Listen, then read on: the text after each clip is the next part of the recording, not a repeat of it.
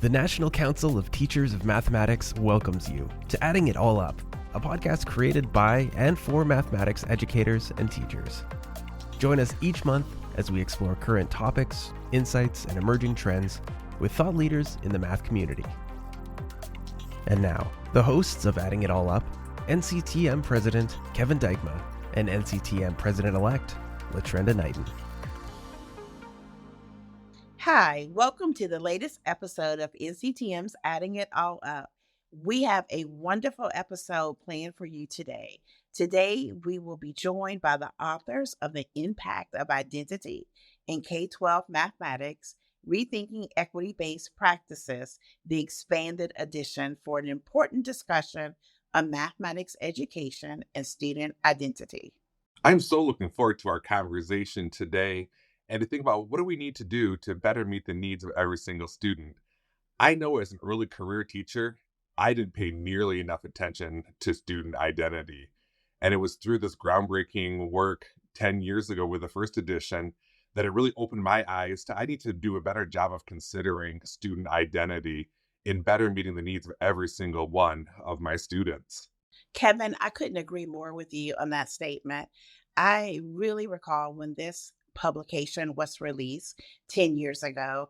I was a veteran teacher at that time, and it really made me rethink my practices and helped me focus what I was doing in my classroom to make sure that I was providing equitable access for all of my students. So I hope and I know that there's so many other educators out there who feel the same way that we do about this publication and the impact it had on my teaching practices.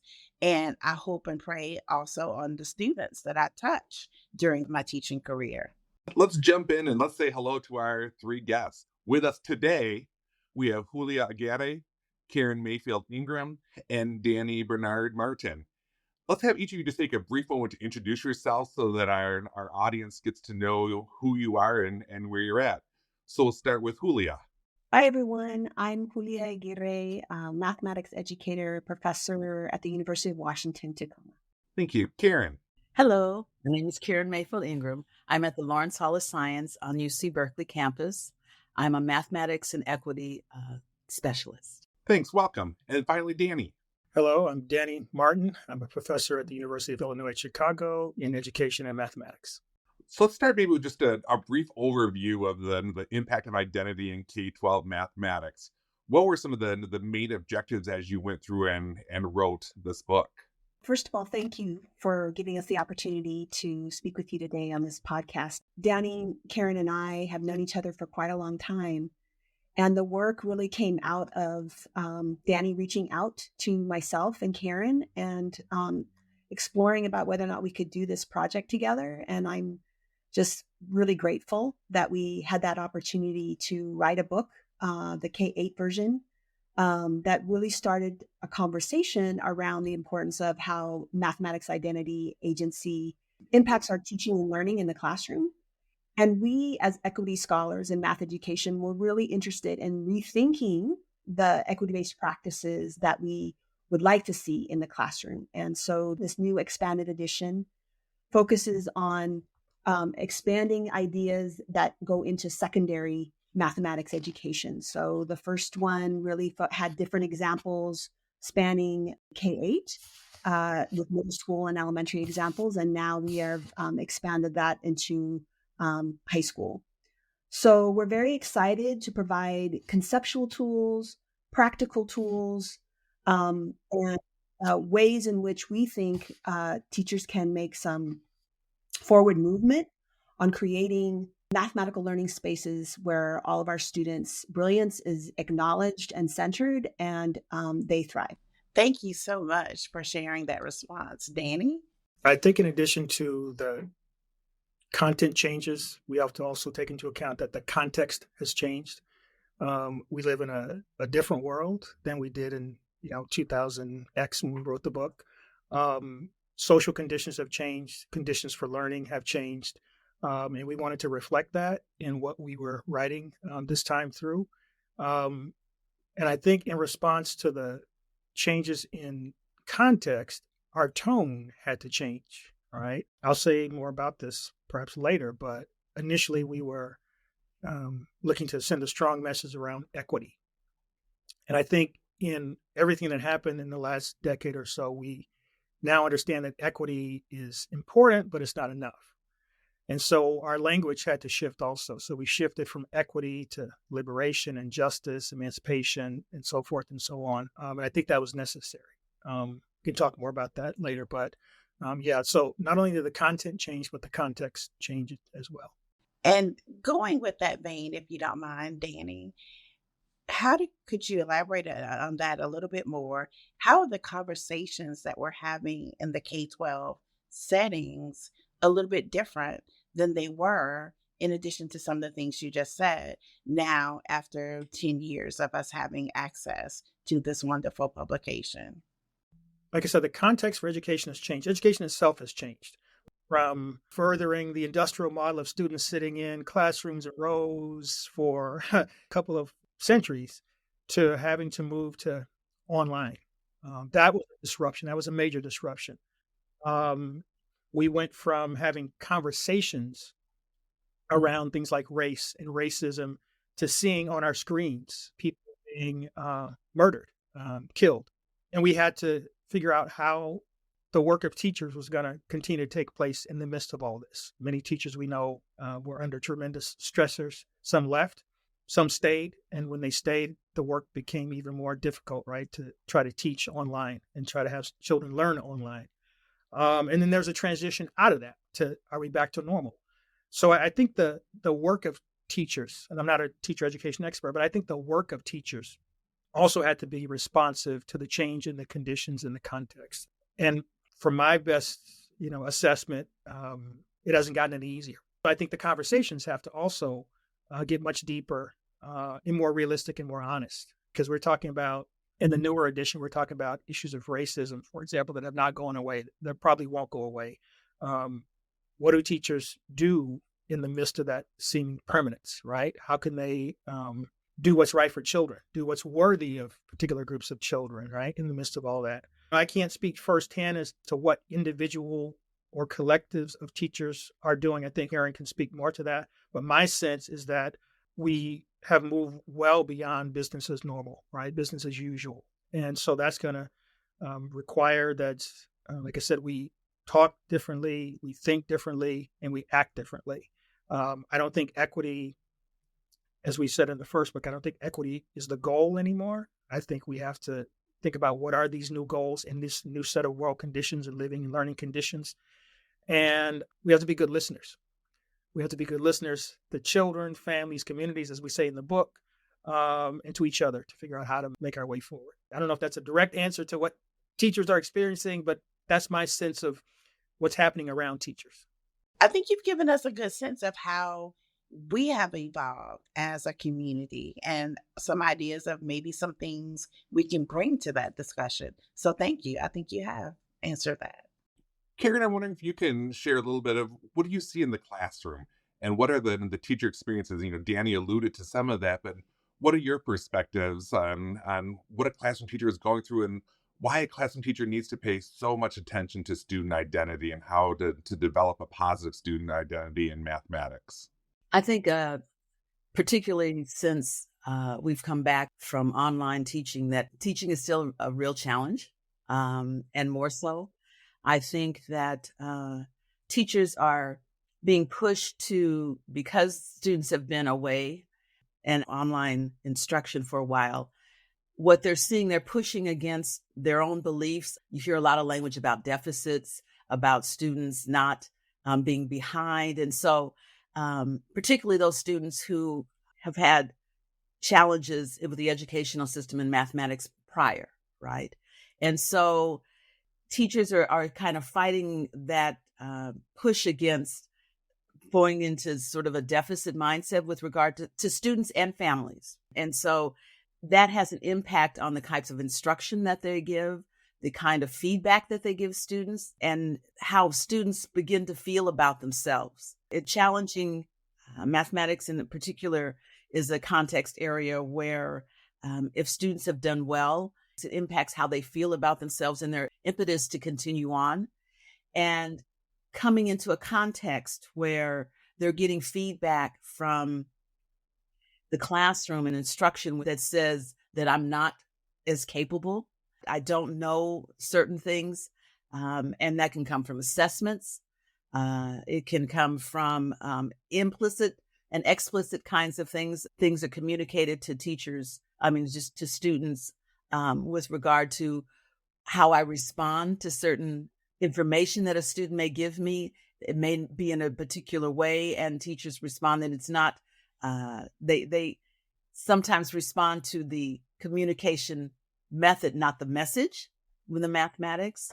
And all those kinds of things tend to have a student feel that they cannot be successful in mathematics, let alone some of the structures we have in the classroom and in education, like grouping and tracking, et cetera, that tend to really tell a child that I'm not as capable in mathematics as other students are.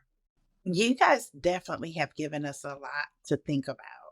And just as we continue with this very important discussion, I'm curious to know if any of you would like to provide our audience with some specific examples of equity-based practices that teachers can adopt to support diverse student identities in mathematics.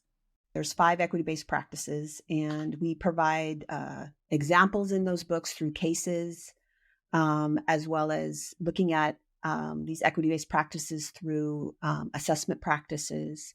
The example, to me, we can review what these 5 equity-based practices are.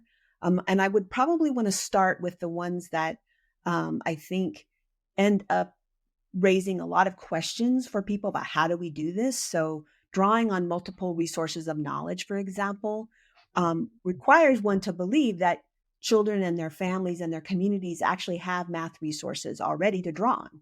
And so what are ways in which you can engage those resources, what students are already bringing to you in the classroom, so that you can make mathematics more meaningful, more rich and relevant, so that they are really interested in pursuing and continuing on in learning mathematics for their own betterment, for their own empowerment.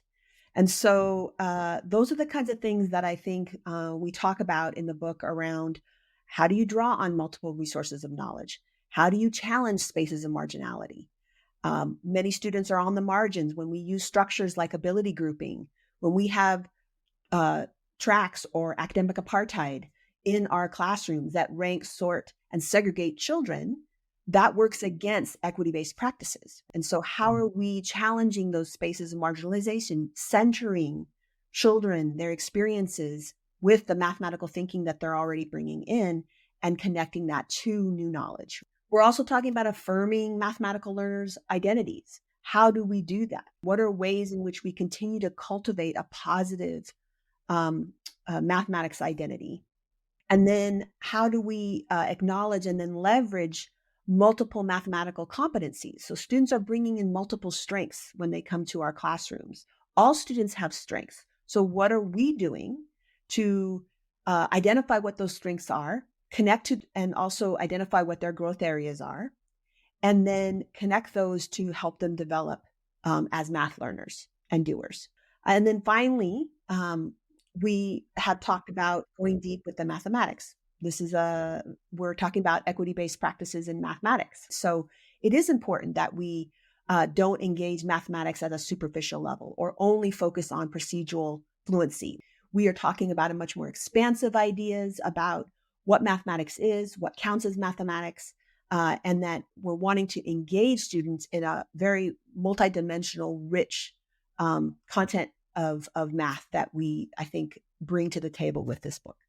I'd also like to add that one of the things that we noticed in the first book, in the evolution of the second one, is that in implementing the equity-based practices, that teachers gravitated toward going deep towards the mathematics as the primary focus. And as Julia said, having rich, strong mathematics is important, but it's not enough. And it's the one that we tend to move, that we think that if we just have strong, rich mathematics, then that in and of itself will take care of the equity in the issues that are in the classroom. And that while that's a factor, there are other factors that need to be there for pathways for all to have access to that curriculum. I think the push in the first and the second books for positive math identities is really important. Otherwise, we wouldn't be saying it. But a positive math identity, in the way that we frame this second book, is not the goal, right? It's necessary, but it's not sufficient. Because we know for particular groups of children that even if they develop positive math identities, they still have to live in the entire school context, in the entire community and societal context. And in some cases, even with a positive math identity, all right, that's not going to be a buffer or a shield against, anti-Black racism, white supremacy, xenophobia, ableism, and so forth and so on. So I think that's a subtle shift also. And so however these teachers engage in these 5 equity-based practices, we don't want to send the message that the ultimate goal is to have my students develop positive math identities. We want them to think beyond that to say, okay, now they have a positive math identity, but how do I also help them and prepare them for, right, the rest of their whole lives? Because as we talk about, Black girls and Black boys can step outside the classroom where they feel wonderful, and then they can be expelled or suspended just for how they look, how they dress, how they speak. I think this gravitation, which we appreciate towards a positive math identity, is really powerful, right? Because we want our students to see themselves in that way. I want my son to see himself in that way. But I'm also very concerned about my 11-year-old son, because the threats that we mentioned in the book don't care about his positive math identity. I do, but those threats don't, and they will see him and render him in a very different way. So yes, we are very much in line across these 2 books with the promotion of positive math identities, but I think are being a bit more critical in this expanded edition to recognize, like I said, that it's necessary, but not sufficient. And we hope that as teachers work through those 5 equity-based practices, they see positive math identities as perhaps a step along the way to achieving full humanization and liberation and emancipation for these children. Attend the premier event in mathematics education, coming this September 25th to 28th to Chicago. Register now for the NCTM 2024 annual meeting and exposition to join more than 5,000 of your colleagues for 4 days of collaboration and learning. Learn more at the nctm.org/Chicago 2024. I'm so appreciative of this conversation tonight, and I appreciate the push to move past just focusing on identity and broadening it, and recognizing that for some, it's all about the identity, and for others, we're gravitating towards diving deeper into the math, and it's more than just that. It's more encompassing. So when you think about the field of math education or education more broadly, what do you see as some of the biggest challenges that educators are facing right now as they're striving to create more equitable mathematics classrooms? So I will be very clear that one of the biggest challenges is the academic apartheid that we have in our schooling system, where we have set up structures that rank, sort, and segregate children, and teachers are both a part of that and labeled as such to be in those tracks. So Bob Moses called it sharecropper education. And these are ways that work against the kinds of equity-based practices that we talk about in the book. And it's really important to understand the structures and the histories of why we're at where we're at, and why we continue down a path that still leads to going in a ditch. There are ways in which we can have a different path. And we have the resources, we have the research that tells us how to get out of the ditch and to move toward a path for liberation.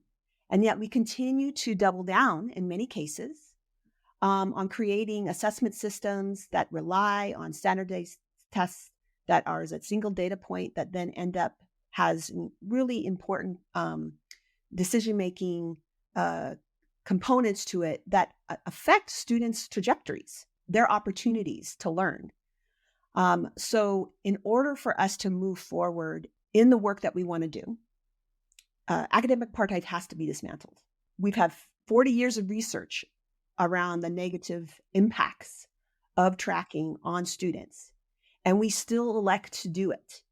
And so one of the things that we examine in the book, in the expanded edition, is to understand a little bit more the structural history of that, provide some tools for teachers, departments, schools to look critically at the beliefs and structures of what's undergirding their math curriculum and their math instruction. And then we also are wanting to help district schools understand that the messaging they give to families and communities also impact the ways in which decisions are made or not made for students. So when they go through and they're engaged in making choices about which path they get to take, what branch they're going to go to, that all really matters. And those are all contextual in the structures that we have in place in the system. And so it's really important that to interrogate the work that we're already engaged in and then start to innovate. And the way we start to innovate is to dismantle the racist structures that are in place right now that are negatively impacting our work. I wanted to add that I think one of the other ways that it's important, the challenges that educators face in doing that is to understand their own role in perpetuating the system. As teachers, there's a sort of a false autonomy in the sense that I can't do this because this is what I'm given. I've got a pacing guide. I've got to give this assessments.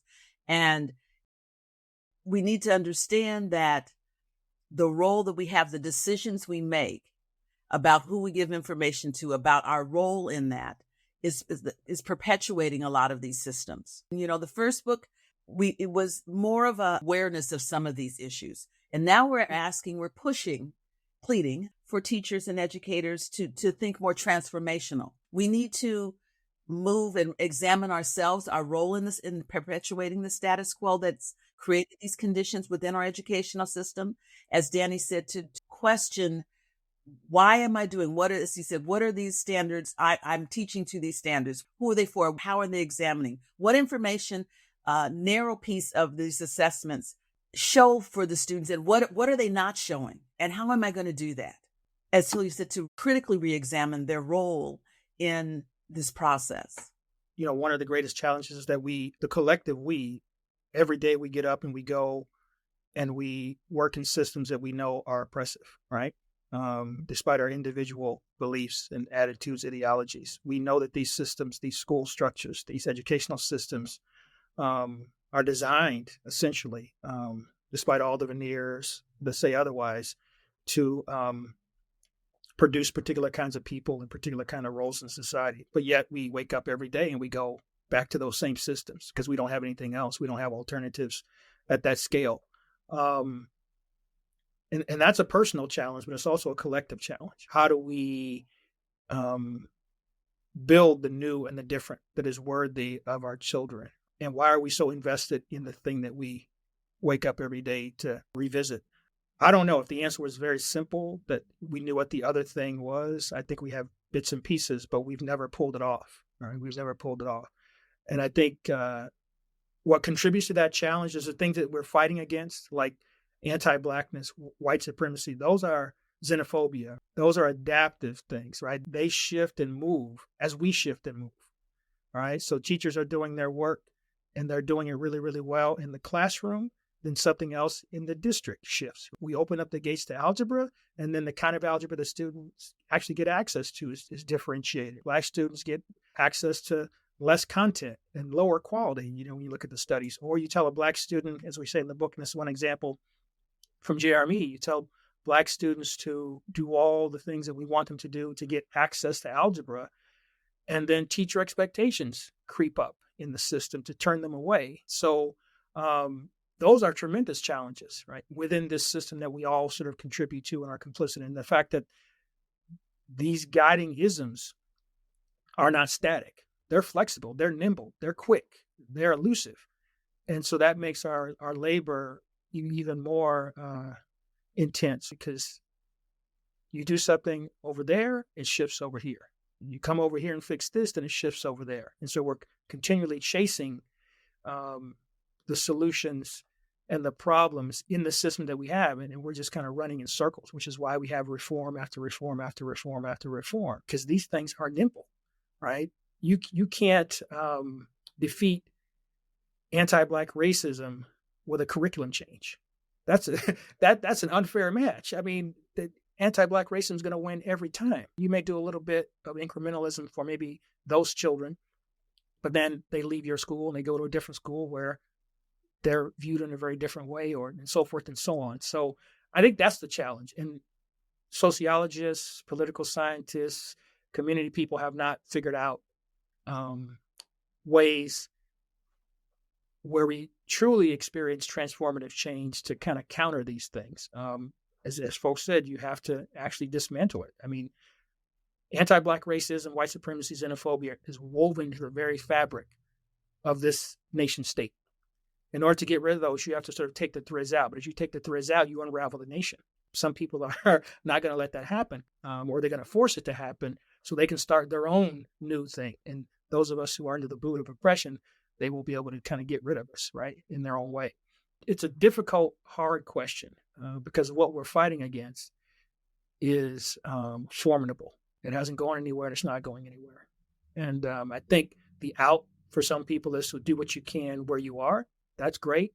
But what you're doing, it's like the equity work, right? The equity work happens, but anti-Black racism still exists. The equity work happens, but white supremacy still exists. We need something more than just the equity conversation. We need something bigger and more formidable to really counter and attack these things that we know are nimble. They're like, Floyd Mayweather, Muhammad Ali in the ring, because they can shift and glide, right? And they're undefeated. Floyd is undefeated, but Muhammad has lost a few. Anyway. It worked. Yeah, that really makes sense. We know who those folks are. I want to add that we are talking about a different form of organizing. And organizing, we have to do it in multiple ways at multiple levels with multiple communities working toward the same goal, to this collective, innovative, critical components to dismantle the racist systems that exist and replace it with a much more restorative, holistic, anti-racist, decolonizing kind of structures, which we actually know do work. I think one of the things that our book contributes is to sort of lay out these particular three areas. One is addressing beliefs and structures that need to be addressed, addressing curriculum and instruction through our 5 equity-based practices, and addressing the importance, the critical component of connecting with families, caregivers, and communities as a part of this work.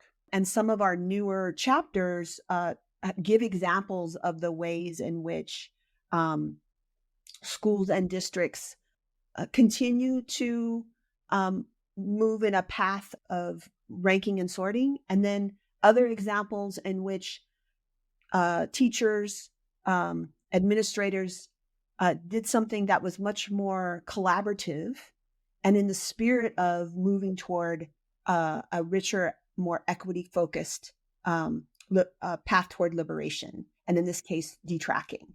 And so, as Denny said, we have lots of research on tracking. We have schools and systems who have attempted to detrack, and there are efforts then made to undermine those detracking efforts. We saw it in San Francisco just recently, again.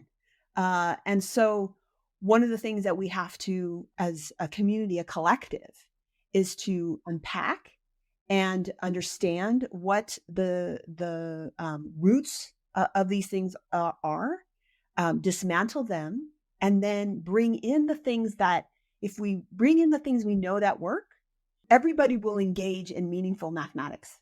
Everyone will engage in a type of mathematics that we dream for our students.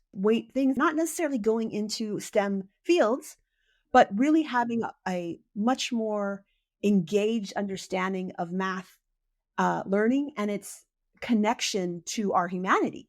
We've been doing math since time immemorial. So the ideas of the ways in which we can uplift and continue that growth is what we're moving toward or wanting to move toward. These two books, because we're trying to characterize them, they shouldn't just be books that promote or serve as catalysts for individual teacher change. Julio was saying we need these two books and other efforts to promote social movements. I don't think there's going to be a unified social movement in math ed, but I think within math ed, there need to be some kind of social movements, resistance movements to things that we know are antithetical to children experiencing full humanization and so forth. That's what this should result in, right? It's great that that individual teacher will go and do what they have to do with respect to the 5 equity-based practices, but how do we invoke mobilizations across teachers, across schools, across districts? And how does math education as movement link with other movements? Math education and labor, math education and child welfare, math education and healthcare. Those are the kind of linkages that need to happen because, for example, math education and labor, how do we counter all that STEM discourse that says this is the goal, right? When we know that STEM discourse around mathematics in particular is really about the commodification of children to produce particular kinds of workers, you end up with a larger labor pool, and then you end up suppressing wages. So we got to appropriate to some degree, but challenge things like common sense, right? Everybody can't be in STEM. And if everybody was STEM ready tomorrow, imagine there would be no opportunity for most of those people. There'd be no opportunity. The economy couldn't adjust. And the way that it would adjust, because capitalism works in that way, would be to lower wages, to suppress wages, because we have a glut now of everybody in their grandmama is a STEM person. We have to think about this beyond the particulars of what an individual teacher might do or a collection of teachers in a school. And we have to think about how these messages in these two books and other resources can really lead to powerful social change, collective movements, social movements that are linked to other social movements. In the front matter of some of the NCTM publications, they say NCTM is a political organization. I know this because I've read it. I think it's in the cover of Principles to Actions. You open it up at the bottom of the page, it says something about NCTM as a political organization. Well, if so, then exert your politics in this social movement-oriented way. Get beyond the bounds, the insularity of math education, and think about how math education is situated in these other contexts, which is what we're trying to get through in the book, although we have to talk about practice. But I think that's also part of the challenge. Teachers have to get up every day, go participate in a system that they know is oppressive. And they may be thinking of themselves as small groups or individuals, but then how can they join with others and then really have enough weight and enough counter to push back on some of this stuff? So they're going to open up the gates to Black students in algebra in our district. And we know that the kind of algebra that they're offering is watered down.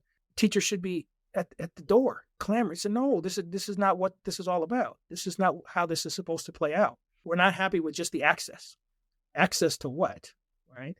And why does it have to be that those children get that and these other children get this? And there's not only in math that happens. We know it's happening in the healthcare system, in the legal system. And so how do we join together and make sure that this doesn't happen on our watch? It's kind of utopian, but we got to have some goals. We got to at least concretize it and say, this cannot happen. We don't know how we're going to get there, but this outcome, we can no longer accept this. First of all, I want to thank you for really just making this day a little bit more exciting for me personally. I appreciate the passionate discussion that you have here. You've given me a lot of things to think about of how really just mathematics teaching can be a transformative idea. As we think about the work of these two books and think about maybe teachers who are just looking at this work for the first time, what are some next steps that you might suggest for just those teachers, those teacher leaders, families, anyone who's looking at these publications about what are immediate next steps or long-term next steps for advancing equity and inclusion when we think about K-12 mathematics education? It's going to sound a little trite, but I think teachers need to take up this worthiness question a bit more seriously, because you can apply it in many different spaces in the education arena. What is worthy of the children that I teach? Not which children are worthy of those opportunities that we're trying to say exist, STEM and algebra and blah, blah, blah, blah. But what is worthy of the children that I teach and the parents and the caregivers and the communities where I teach? If what they think is worthy of those children is not worthy of their own children, then there's a problem. So I think grappling with that question and taking it seriously and then moving from there, moving inward to see if you're really committed to that and then looking outward to see if if that's really possible, and why is it not possible if that's the case. I would say start there. Thank you. Very powerful. I would also add that thinking of connecting with colleagues and talking about the critical lens that needs to happen, and connecting with other colleagues to talk about how we will collectively push back on some of the things that we know are not right for our kids, and having those really frank conversations that sometimes make people uneasy in meetings, and see that and think about what our goal is, and not to be there's a lot of usage of language of equity and culturally responsive, and there are a lot of words that people are using in districts, in a lot of mission statements and a lot of things on website that really sound good but have no meat behind them, and we know that. And so questioning those things and talking with colleagues, talking with families and communities from their perspective, giving them the tools so that they can also advocate and push against the system, and thinking about what those next steps are. This work is an ongoing process. There's not an endpoint here. So we can always get better. We can do better. And we have to work collectively to dismantle the structures that are essentially the structural equivalent of a fixed mindset. And so what I really want for people to get out of the book is to recognize that they have agency, and that they can exercise that agency in different spaces and as a collective, and to really interrogate, as Karen and Danny both said, interrogate this idea of worthiness, interrogate the current structures that are harming students, and then really think about innovation as a way to be empowered to make change. That's what I feel is the kinds of things that we're talking about can be reframed as innovation. What would it mean if all our students were experiencing the math learning space that affirmed them, that centered them and their families and the ancestral knowledge that they bring, their experiences. And we've created whole systems that support not just access, but advancement in ways that are empowering. And I feel like those are the kinds of things that we can work toward and be ready for the challenges that await, right? Because if we move toward that, then the people who have been privileged by the certain system are going to fight back. And as Danny talked about, the nimbleness of the current system. So we have to be more nimble and to really push forward this idea of math education for liberation. Wow, so much to think about. Danny, Karen, Julia, I am so appreciative of the time that you spent with LaTrenda and I and with our audience today. And thanks for giving us so much food for thought, and for initiating those conversations, continuing those conversations that are happening. In some places they're happening, in some places they need to happen. But just as importantly, thanks for your thoughts, and you're pushing the collective math education field forward and thinking about what are those equity-based practices? What are we doing to help meet the needs of every single student in both the first edition as well as in this expanded edition? We look forward to catching up with you again in July on the next episode of Adding It All Up.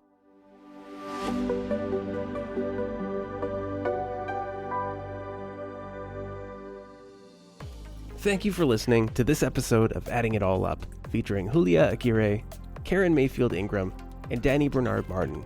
At NCTM, we strive to bring you the biggest topics happening in mathematics. Join us next month for another exciting discussion.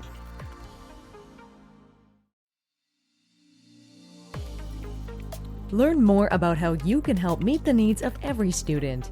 Visit nctm.org/impact to purchase your copy of The Impact of Identity in K-12 Mathematics, Rethinking Equity-based Practices, the expanded edition. That's nctm.org/impact. Order today.